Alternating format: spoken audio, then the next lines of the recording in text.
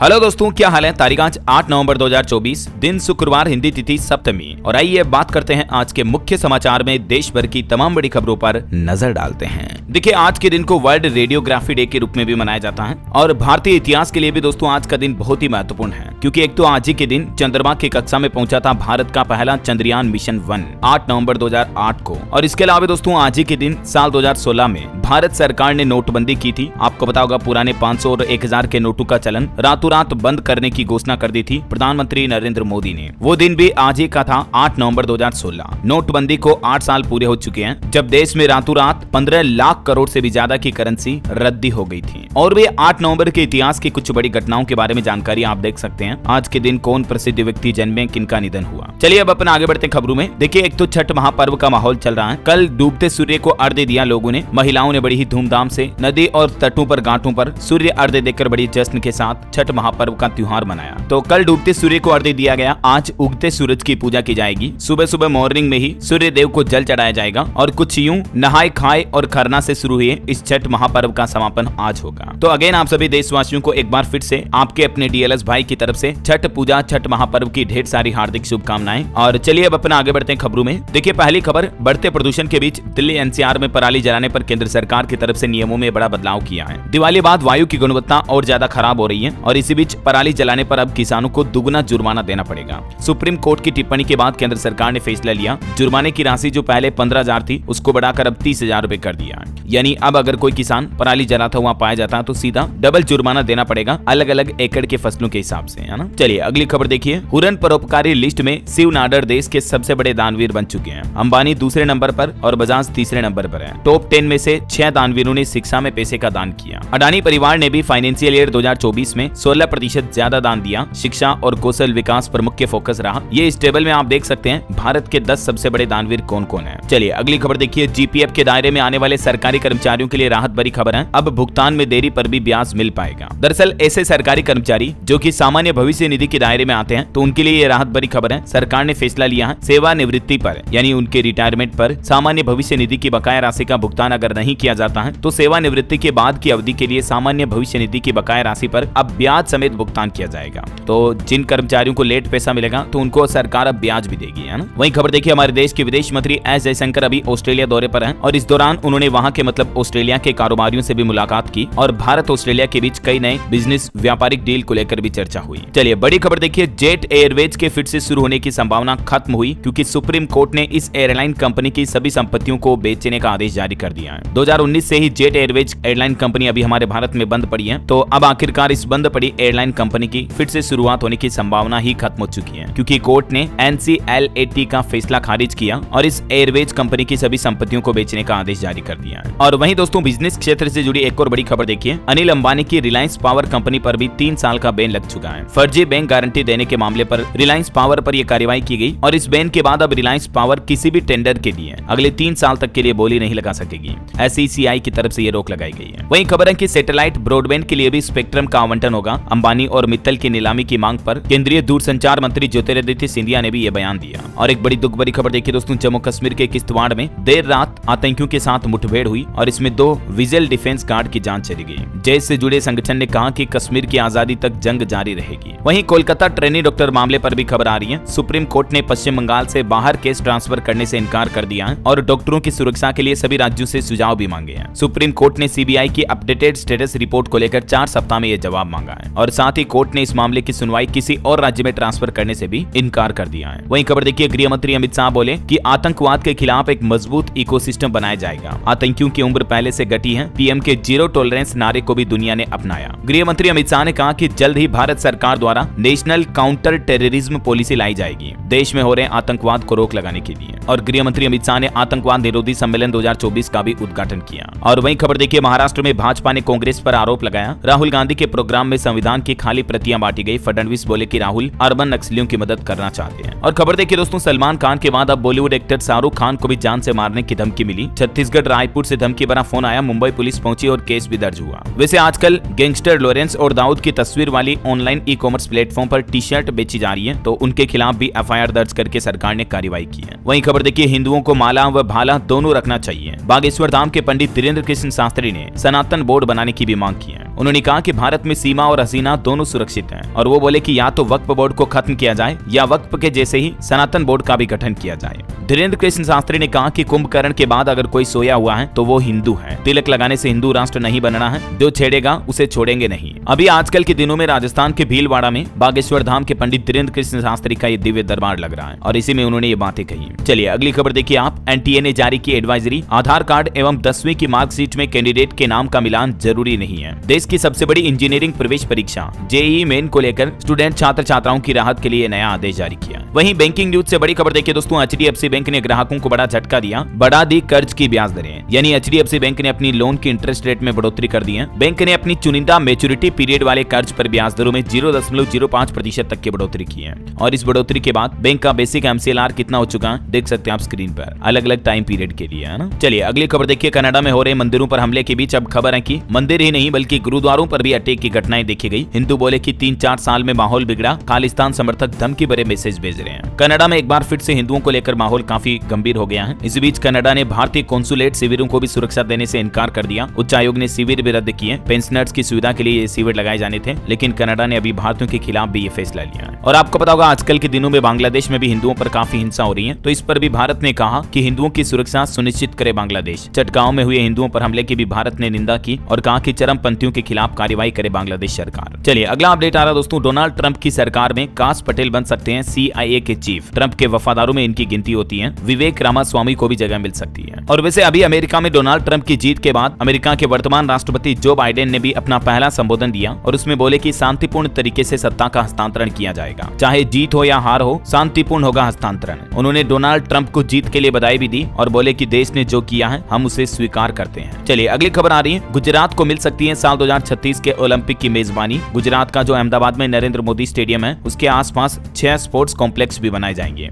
ये प्रोजेक्ट 3 लाख करोड़ का होने की संभावना है। वहीं खबर देखिए दोस्तों, हरियाणा में 32 मंजिला टावरों से कृत्रिम बारिश कराई गई, क्योंकि अभी प्रदूषण बहुत ज्यादा फैल रहा है हरियाणा के कुछ शहरों में, तो प्रदूषण को रोकने के लिए ही ये आर्टिफिशियल रेन करवाई गई। दिल्ली में भी पोल्यूशन का अपडेट देखिए आप। 9 इलाकों में AQI अभी भी 350 के पार चल रहा है। यमुना नदी में भी हाथ डालने पर स्किन डिजीज का खतरा है, मतलब इतना दूषित पानी बह रहा अभी यमुना नदी में। 122 नालों से गिर रहा पानी। मैंने आपको कल ही बताए थे इसके फुटेज। ये नदी की तस्वीरें आप देख सकते हैं, कितना जाग आ रहे हैं, पूरा केमिकल बह रहा है नदी में। चलिए अगली बड़ी खबर देखिए। जम्मू कश्मीर विधानसभा में अनुच्छेद 370 पर फिर से हंगामा हुआ। विशेष दर्जा बहाली को लेकर हाथापाई भी हुई। ये कुछ तस्वीरें आप देख सकते हैं। विधानसभा में धारा 370 को फिर से लागू करने के प्रस्ताव के बाद पक्ष विपक्ष के विधायकों के बीच मारपीट हुई। इसमें भाजपा के 3 विधायक भी घायल हो गए। फिर मार्शलों ने बाहर निकाला और विधानसभा स्पीकर बोले कि ये कोई मछली मंडी नहीं है। ये तस्वीरें देखकर आप अंदाजा लगा सकते हैं कि किस तरह से बच्चों की तरह लड़ रहे हैं विधायक एक दूसरे से, क्योंकि जम्मू कश्मीर की वर्तमान सरकार धारा 370 और 35A की बहाली करना चाहती है, मतलब इसे फिर से लागू करना चाहती है। चलिए अगली खबर आ रही है। GST रजिस्टर्ड व्यापारियों की सुरक्षा के लिए सरकार की तरफ से एक खास योजना बनाई गई है। अब 10 लाख रुपए तक की बीमा सुरक्षा मिलेगी। GST के तहत पंजीकृत व्यापारियों को किसी भी तरह की दुर्घटना में, मृत्यु हो जाने या अपंगता की स्थिति में अब सरकार की तरफ से 10 लाख रुपए इंश्योरेंस यानी कि बीमा के रूप में दिए जाएंगे। हालांकि कोरोना से मौत होने पर यह लाभ नहीं मिलेगा। सरकार की तरफ से इसको लेकर क्लियरिफिकेशन भी जारी किया गया। चलिए अगली खबर देखिए। एक रिपोर्ट सामने आ रही है कि मोदी सरकार के 10 साल में 4 गुना बढ़ी खाद्य सब्सिडी। मुफ्त राशन के लिए भी बफर स्टॉक पर खर्च बढ़ाया है सरकार ने। 2014 से लेकर 2024 तक के आंकड़े जारी किए। ये सूचना एवं प्रसारण मंत्री अश्विनी वैष्णव की तरफ से। चलिए अगली खबर देखिए दोस्तों। एक अंतर्राष्ट्रीय अपडेट है। ऑस्ट्रेलिया में अब बच्चे नहीं कर पाएंगे सोशल मीडिया का उपयोग, मतलब कि बच्चे फेसबुक, इंस्टाग्राम ये नहीं चला पाएंगे। ऑस्ट्रेलिया के प्रधानमंत्री अल्बनीज ने कहा कि सोशल मीडिया बच्चों को नुकसान पहुंचा रहा और इसलिए पूरे ऑस्ट्रेलिया देश में 16 साल से कम आयु के लड़के लड़कियों के सोशल मीडिया उपयोग पर पाबंदी लगा दी है सरकार ने। कहीं न कहीं देखा जाए दोस्तों तो ये बहुत ही अच्छा फैसला है, क्योंकि वाकई में सोशल मीडिया की वजह से बच्चों में कई नकारात्मक चीजें आती हैं। बच्चे तनाव में, फ्रस्ट्रेशन में चले जाते हैं ज्यादा सोशल मीडिया का या ऑनलाइन इंटरनेट का यूज करने से।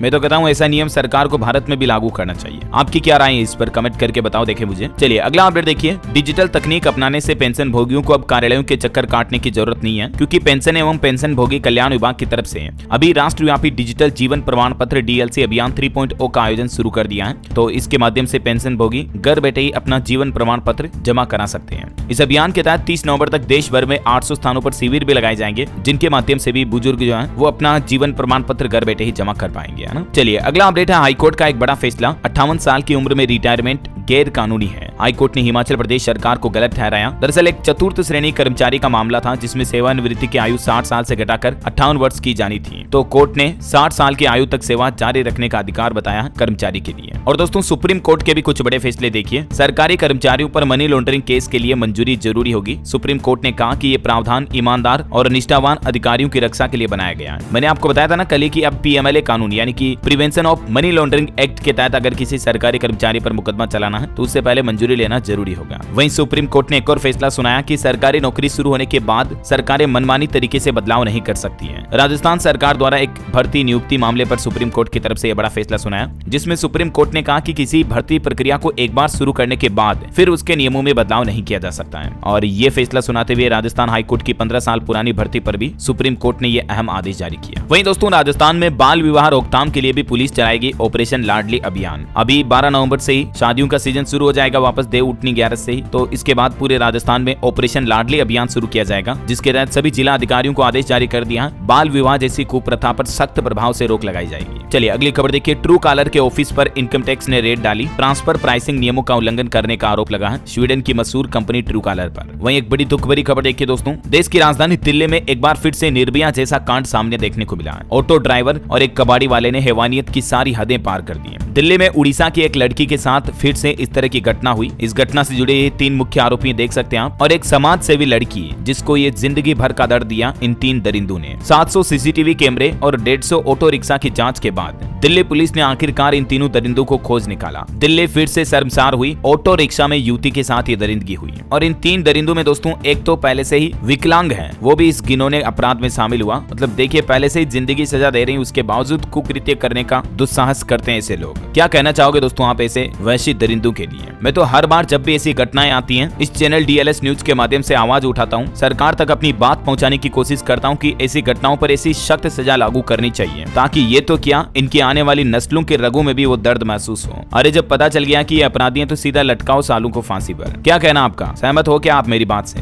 कमेंट करके बताओ देखे मुझे। चलिए फिलहाल देखिए दोस्तों अगली खबर। आम आदमी के लिए महंगाई से थोड़ी राहत मिलने वाली खबर आ रही है कि जल्द ही खाने का तेल सस्ता होगा। और ये दाम गिरने के पीछे वजह ये है कि अभी त्योहारी सीजन खत्म होने के बाद से ही ऊंचे दामों पर तेल की बिक्री में गिरावट रही है और सोयाबीन की लेवाली में भी कमजोरी देखने को मिल रही है। तो सोयाबीन के दामों में गिरावट दर्ज हुई है, तो इसके चलते सोयाबीन ऑयल वगैरह के दाम में भी गिरावट देखने को मिल सकती है। और हरी सब्जियां, आलू, प्याज वगैरह इनकी बढ़ती कीमतों के बीच ये आम आदमी के लिए थोड़ी राहत भरी खबर आई है। बहरहाल अभी तो कुछ और महत्वपूर्ण और काम की खबरें देखेंगे दोस्तों अपन, लेकिन फिलहाल वक्त तो चला है आज के ताजा मौसम समाचार जानने का। और हाँ, आपसे एक छोटी सी रिक्वेस्ट ये है कि अगर आप DLS न्यूज चैनल पर पहली बार आए हैं और चैनल को अभी तक भी सब्सक्राइब नहीं किया ना दोस्तों, तो इसे सब्सक्राइब करके बेल आइकन दबा दीजिए। और आपका दिल करे मन करे तो इस वीडियो पर एक छोटा सा प्यार भरा लाइक भी कर देना, ताकि आपको रोजाना ताजा खबरें, सरकार के नए नियम, अपडेट, महत्वपूर्ण मुख्य समाचार डेली के डेली आपके मोबाइल पर तुरंत मिलते रहेंगे। चलिए बिना टाइम वेस्ट किए सीधे आगे बढ़ते हैं खबरों में। तो देखिए सर्दी को लेकर अपडेट आ रहा है कि दिल्ली में इस बार सर्दी थोड़ा इंतजार कराएगी, क्योंकि इस साल 1951 के बाद से लेकर अब तक इस साल अक्टूबर का महीना सबसे गर्म रहा। जनरली आप देखते होंगे दोस्तों दिवाली के आसपास ही ठंड शुरू हो जाती है, लेकिन इस बार तो नवंबर भी आधा निकलने में आया, मानो सर्दियां शुरू ही नहीं हो रही है। राजस्थान में भी मौसम विभाग का कहना कि अभी नहीं पड़ेगी सर्दी, बल्कि 15 नवंबर के बाद पश्चिमी विक्षोभ आने की संभावना है। बाकी कुछ दक्षिणी राज्यों में बारिश की संभावना भी है, हल्की फुल्की मध्यम बारिश हो सकती है अगले 24 घंटों के दौरान। चलिए मौसम के बाद सराफा बाजार पर नजर डालें तो देखिए सोना 1356 रुपए गिरकर अभी 76,780 रुपए प्रति 10 ग्राम पर पहुंच चुका है। चांदी में भी अच्छी खासी गिरावट देखी गई, 2532 रुपए सस्ती हुई चांदी, और अभी चांदी का भाव 90,369 रुपए प्रति किलो बिक रहा है। अभी मतलब दोस्तों अमेरिकी चुनाव के नतीजों के बाद सोना चांदी में काफी अच्छी गिरावट देखने को मिली है। चलिए कुछ मार्केट अपडेट भी देख लेते हैं। वैसे तो अमेरिका के चुनावी नतीजों के दिन शेयर मार्केट अच्छा ग्रीन में रहा, लेकिन एक बार फिर से मार्केट में क्रेज देखा गया। चुनावों का कोई ज्यादा असर लंबे समय तक नहीं दिखा। निफ्टी और सेंसेक्स में 1% से भी ज्यादा की गिरावट हुई बीते दिन।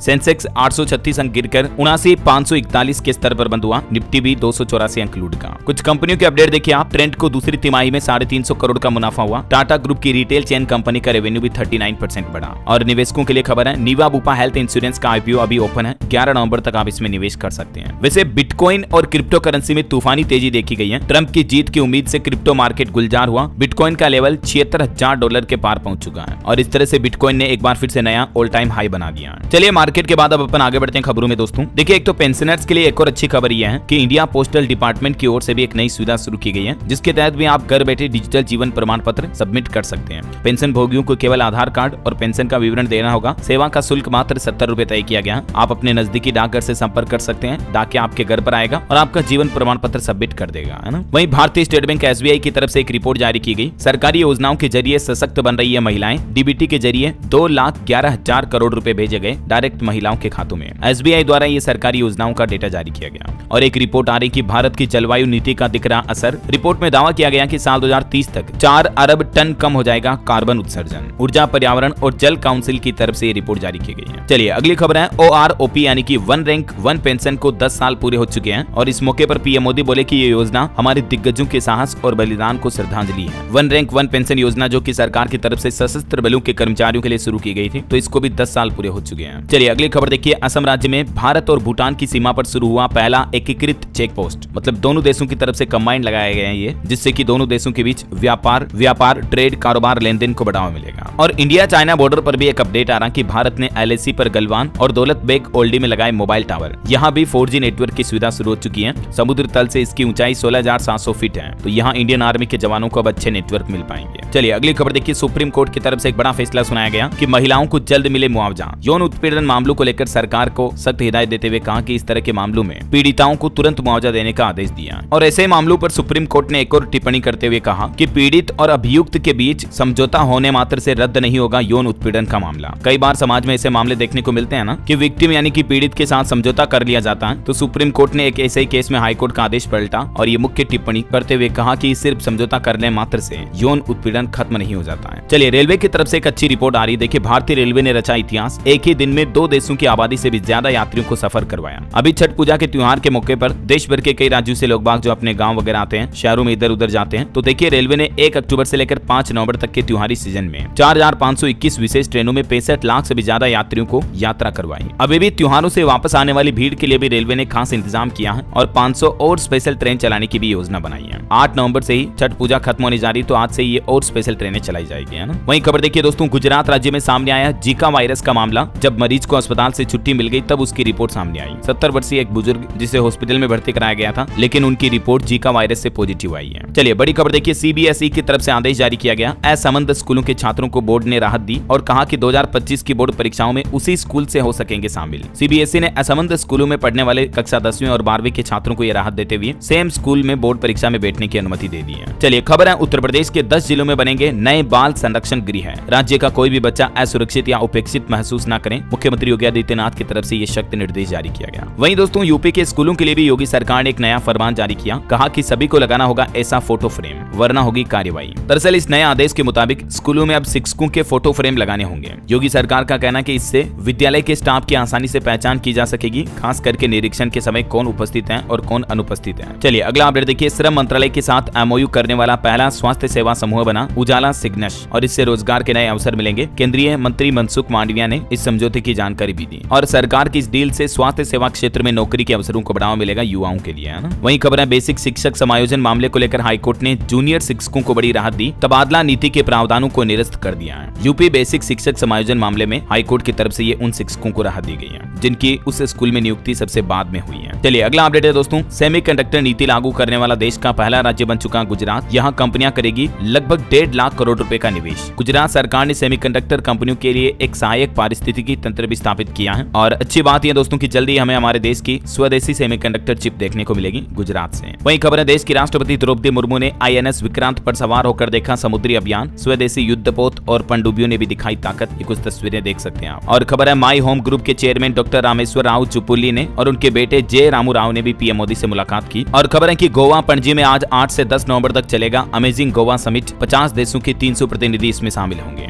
ये बिजनेस समिट गोवा का सबसे बड़ा ग्लोबल बिजनेस समिट होगा। और देखिए चंडीगढ़ यूनिवर्सिटी ने मारी बाजी। देश की प्राइवेट यूनिवर्सिटीज में नंबर 1 बन चुकी है। QS एशिया रैंकिंग 2025 की लिस्ट जारी हुई और इसमें चंडीगढ़ यूनिवर्सिटी का पहला स्थान रहा। और टेक न्यूज से खबर देखिए, एंड्रॉइड स्मार्टफोन चलाने वालों के लिए अच्छी खबर है। जल्द ही एंड्रॉइड 16 लॉन्च होने जा रहा। गूगल कंपनी की तरफ से अपडेट जारी किया गया कि ये जो एंड्रॉइड का अपकमिंग वर्जन है इसको साल 2024 की शुरुआत में यानी जनवरी-फरवरी में लॉन्च किया जा सकता है। और खबर है दोस्तों, पीएम मोदी आज महाराष्ट्र में नासिक दौरे पर रहेंगे। एक सप्ताह में 9 चुनावी रैलियां करेंगे। महाराष्ट्र में इलेक्शन यानी चुनाव के सिलसिले में आज 8 नवंबर से ही पीएम मोदी चुनाव प्रचार अभियान की शुरुआत करेंगे महाराष्ट्र के नासिक से, है ना। चलिए कुछ और अपडेट देखते हैं फटाफट से। देखिए भारत सरकार ने हरित हाइड्रोजन मिशन केंद्र स्थापित करने के लिए भी 100 करोड़ रुपए आवंटित किए। वहीं खबर है, गोद लेने की कानूनी प्रक्रिया के प्रति महिला और बाल विकास मंत्रालय ने लोगों के बीच जागरूकता अभियान भी चलाया। 21 नवंबर तक ये अभियान जारी रहेगा। और खबर है, भारतीय सैन्य विरासत महोत्सव की शुरुआत होने जा रही आज शुक्रवार से ही। CDS अनिल चौहान करेंगे इस साल के महोत्सव का उद्घाटन 8 नवंबर से दिल्ली में ये अभियान शुरू होगा। खबर है नीट यूजी 2024 परीक्षा को सुप्रीम कोर्ट ने दोबारा आयोजित करने की याचिका को खारिज कर दिया है और देश की राष्ट्रपति द्रौपदी मुर्मू भी आज शुक्रवार को सतर्कता जागरूकता सप्ताह समारोह को संबोधित करेगी। और दालों के आयात पर एक रिपोर्ट आ रही है कि इस साल अक्टूबर के अंत तक ब्राजील से उड़द दाल का आयात 4102 टन से बढ़कर 22,000 टन से भी ज्यादा हो गया है। और खबर है कि प्रवर्तन निदेशालय यानी कि ईडी ने अमेजोन और फ्लिपकार्ट वेंडर्स पर कसा शिकंजा, देश भर में 16 ठिकानों पर छापेमारी भी की। और खबर है दक्षिण अफ्रीका ने भारतीय आगंतुकों यानी कि इंडियन पर्यटक के लिए त्वरित वीजा प्रक्रिया की भी शुरुआत कर दी है। वहीं बिहार सरकार प्लान कर रही है बिहार के सुल्तानगंज रेलवे स्टेशन का नाम बदलकर एसगेबीनाथ धाम रखने की तैयारी की जा रही है। और तेलंगाना सरकार ने भी राज्यव्यापी जातिगत जनगणना की शुरुआत कर दी है। वहीं मध्य प्रदेश और राजस्थान ने चीता परियोजना के लिए संयुक्त पैनल भी बनाया। और एक अंतर्राष्ट्रीय नया नियम देखिए दोस्तों, स्विट्जरलैंड में बुर्का पर पूरी तरह से प्रतिबंध लग जाएगा। 1 जनवरी 2025 से ही स्विट्जरलैंड अपने विवादास्पद बुर्का बैन को लागू करने जा रहा है। ये कानून जो कि सार्वजनिक स्थानों पर लड़कियों के चेहरे को ढकने पर प्रतिबंध लगाता है, विशेष रूप से मुस्लिम संगठनों की ओर से महत्वपूर्ण बहस और आलोचनाओं को जन्म दिया इसने। यानी लड़कियों को अब कुल मिलाकर सार्वजनिक स्थानों पर बुर्का नहीं पहनना पड़ेगा 1 जनवरी 2025 से ही स्विट्जरलैंड में। वही खबर है दोस्तों, जापान ने बनाया दुनिया का पहला लकड़ी का सैटेलाइट। वजन इसका काफी कम होगा और जल्दी से लॉन्च करने की प्लानिंग की जा रही है।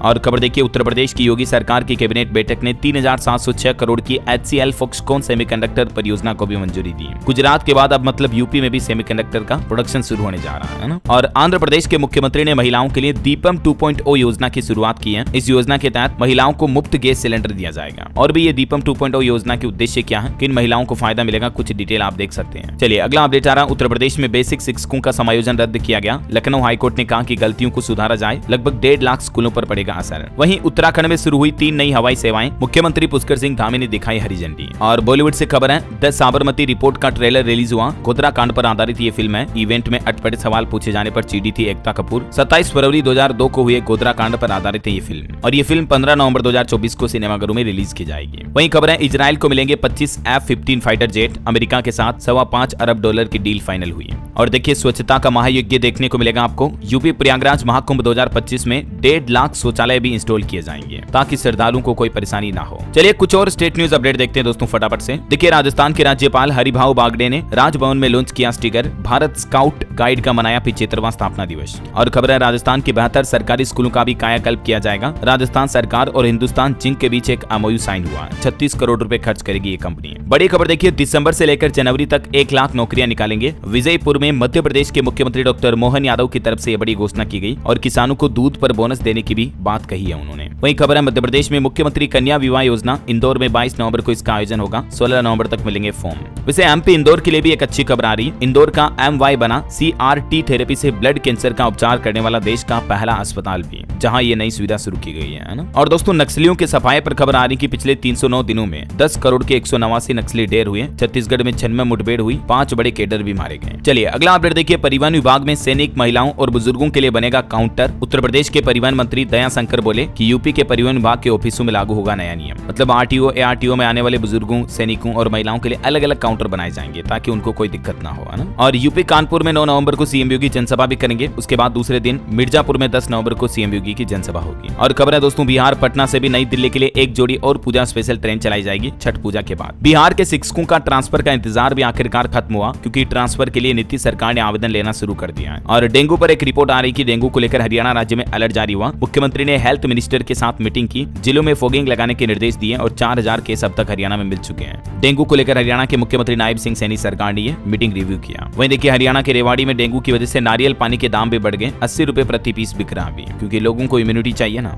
वैसे हरियाणा के खिलाड़ियों को भी सैनी सरकार ने बड़ी सौगात देने की घोषणा की है। ग्रुप C के सभी पदों पर 3% आरक्षण बहाल करेगी। मतलब जो स्पोर्ट्स प्लेयर होंगे, खिलाड़ी होंगे, उनको भर्तियों में 3% अलग से आरक्षण मिलेगा। कल भी सरकारी कर्मचारियों के लिए हरियाणा सरकार ने फैसला लिया था, मैंने आपको बताया था। मकान बनाने के लिए 25 लाख तक का एडवांस लोन मिलेगा। बेटा बेटी की शादी के लिए भी हरियाणा के सरकारी कर्मचारी 3 लाख रुपए तक का लोन ले पाएंगे, है ना। वहीं खबर है, पंजाब में दिल्ली के मुख्यमंत्री अरविंद केजरीवाल का दौरा आज से शुरू होगा। लुधियाना में सरपंचों के शपथ समारोह में भी शामिल होंगे। आज 10,000 नवनिर्वाचित सरपंचों को मुख्यमंत्री भगवंत मान शपथ दिलाएंगे। इस दौरान केजरीवाल मुख्य अतिथि होंगे। और वहीं दोस्तों, पंजाब में किसान मजदूर मोर्चा ने भी पंजाब सरकार को अल्टीमेटम देते हुए कहा कि DAP की कमी और धान लिफ्टिंग की दिक्कत दूर करें, वरना 11 तारीख को फिर से संघर्ष का ऐलान किया है। और खबर है, हिमाचल प्रदेश ने भी पंजाब से वापस मांगा सानन प्रोजेक्ट। BBMB से बकाया 4000 करोड़ के एरियर की भी वापस मांग की। और खबर है, चंडीगढ़ में डेंगू के मरीजों का आंकड़ा 200 के पार हुआ। GMSH 32 में भी रोजाना 30 मरीजों के सैंपल लिए जा रहे हैं। रेलवे से एक और खबर आ रही कि गुजरात, सूरत और मुंबई के बीच भी चल सकती है दूसरी वंदे मेट्रो ट्रेन 130 किलोमीटर की रफ्तार से ट्रायल में पास हुई। और खबर है बिहार की नीतीश सरकार एक्शन मोड में आई। 2005 से लेकर अब तक संविदा पर नियुक्त कर्मचारियों का ब्यौरा तलब किया। मतलब कितने कर्मचारी संविदा में भर्ती हुए हैं ये आंकड़े मांगे हैं। 3 दिन के अंदर अंदर आंकड़े उपलब्ध कराने का आदेश भी दिया है। हो सकता है बिहार की नीतीश सरकार संविदा कर्मचारियों के लिए कोई बड़ा फैसला ले, तभी आंकड़े कलेक्ट किए जा रहे हैं। देखते हैं आगे जो भी अपडेट आएगा मैं आपको बता दूंगा। और खबर है कि मध्य प्रदेश की कृषि उपज मंडियों में अब असामाजिक तत्व प्रवेश नहीं कर पाएंगे। मुख्यमंत्री डॉक्टर मोहन यादव की तरफ से भी सख्त निर्देश जारी किया गया। राजस्थान सरकार का भी एक फैसला देखिए, एसपी और आईजी नहीं कर सकेंगे पुलिस अधिकारियों का ट्रांसफर। डीजीपी की तरफ से यह बड़ी हिदायत दी गई है। और दोस्तों उत्तर प्रदेश सरकार ने भी स्कूली छात्रों को बड़ा तोहफा दिया, शुरू किया स्कॉलरशिप प्रोग्राम। योगी सरकार के समाज कल्याण विभाग की तरफ से ये एक नई छात्रवृत्ति प्रोग्राम चलाया जा रहा है। इस ऑफिशियल पोर्टल के माध्यम से स्टूडेंट आवेदन कर सकते हैं। लास्ट डेट इसकी 20 नवंबर है और हार्ड कॉपी जमा कराई जा सकती है 2025 तक। चलिए दोस्तों साथ के साथ कुछ एजुकेशनल अपडेट्स भी देख लेते हैं। देखिए राजस्थान और दिल्ली के 21 स्कूलों की मान्यता रद्द हुई। ये कुछ स्कूलों की लिस्ट भी आप देख सकते हैं जिन्हें डिसक्वालीफाई कर दिया है सीबीएसई बोर्ड की तरफ से। और मान्यता गंवाने वाले स्कूलों के बच्चे अब नजदीकी स्कूलों में पढ़ेंगे। वहीं सरकारी नौकरी पर भी अच्छी खबर आ रही है। रेलवे में 5647 पदों पर भर्ती निकली हुई है। 10वीं 12वीं पास को मौका, महिलाओं के लिए तो आवेदन भी निःशुल्क रहेंगे। ये अप्रेंटिसशिप की रिक्रूटमेंट निकली हुई है जिसमें आवेदन 4 नवंबर से शुरू हो चुके हैं और लास्ट डेट रहेगी इसकी 3 दिसंबर। गुजरात में भी 13,852 असिस्टेंट टीचर की भर्ती निकली हुई है। 12वीं पास को मौका, 7 नवंबर से आवेदन शुरू हुए, 16 नवंबर इसकी लास्ट डेट है। वहीं देखिए दोस्तों यूपीएससी की तरफ से भी रिवाइज्ड एग्जाम कैलेंडर जारी किया गया। काफी सारी भर्ती परीक्षाओं की तारीखों में बदलाव हुआ है, तो आप यूपीएससी के पोर्टल पर जाकर एनुअल कैलेंडर चेक कर लें, है ना। और एक अपडेट है, हरियाणा में भी सहायक प्रोफेसर भर्ती के लिए फिर से आवेदन की पंजीकरण विंडो खुल चुकी है। 2424 पदों पर भर्ती निकली हुई है और अभी इसमें उम्मीदवार 12 दिसंबर तक फॉर्म भर पाएंगे, मतलब 12 दिसंबर तक मौका है। वहीं हरियाणा में लेक्चरर के भी 237 पदों पर वैकेंसी निकली हुई है। इसमें भी लास्ट डेट 27 नवंबर रही। राजस्थान में स्कूल लेक्चरर एग्जाम 17 नवंबर से होंगे। आरपीएससी की तरफ से शेड्यूल भी जारी कर दिया है। और स्नातक उत्तीर्ण युवाओं के पास यूनियन बैंक ऑफ इंडिया में भी सरकारी नौकरी पाने का मौका है। आप यूनियन बैंक के ऑफिशियल पोर्टल पर इस रिक्रूटमेंट के बारे में भी डिटेल चेक कर लीजिएगा, ठीक है ना। ये कुछ लास्ट डेट वगैरह देख सकते हैं आप। और एक अच्छी खबर ये है दोस्तों की बिजली बोर्ड कर्मचारियों की पुरानी पेंशन पर भी 11 नवंबर को फैसला आ सकता है। हिमाचल सरकार की तरफ से इस संबंध में भी निर्देश जारी किए गए हैं। ओके, और चलिए एजुकेशन के बाद ऑटो इंडस्ट्री से जुड़े कुछ अपडेट देखते हैं। देखिए एमजी हेक्टर के 2 नए 7 सीटर वेरिएंट लॉन्च हुए हैं। टाटा सफारी से इनका मुकाबला होगा। और एक इलेक्ट्रिक बाइक भी लॉन्च हुई है। ओबेन रोड ने EZ इलेक्ट्रिक बाइक लॉन्च की। कीमत इसकी 90,000 रुपए, 175 किलोमीटर की रेंज का दावा कर रही है कंपनी। चलिए अंत में आज के राशिफल पर नजर डाल लेते हैं। देखिए तुला राशि वालों का रुका इनकम सोर्स शुरू होगा। मकर राशि वालों के लिए प्रॉपर्टी और गोल्ड में निवेश करना आज के लिए फायदेमंद रहेगा। कर्क राशि के लोग नई ऊर्जा के साथ फिर से प्रयास करें और तुला राशि के लोग संयम न छोड़ें तो लाभ मिलेगा। और भी कुछ अलग अलग राशियों के राशिफल की जानकारी आप देख सकते हैं स्क्रीन पर। और हाँ दोस्तों, आप मुझे कमेंट करके बताइए कि सेमीकंडक्टर नीति लागू करने वाला हमारे देश में पहला राज्य कौन बन चुका है। Which is first state. Comment करके लिखना। आपको सही जवाब देने वाले लोगों को रैंडमली सेलेक्ट होने पर DLS न्यूज टीम की तरफ से एक शानदार सरप्राइज गिफ्ट जीतने का मौका मिलेगा। और इसी के साथ ही अगर आपको वीडियो अच्छा लगा तो इसे लाइक करना, शेयर भी करना। DLS न्यूज चैनल को सब्सक्राइब करके बेल आइकन जरूर दबा देना रोजाना ऐसी इन्फॉर्मेटिव काम की खबरें देखते रहने के लिए। जय हिंद, जय भारत, वंदे मातरम।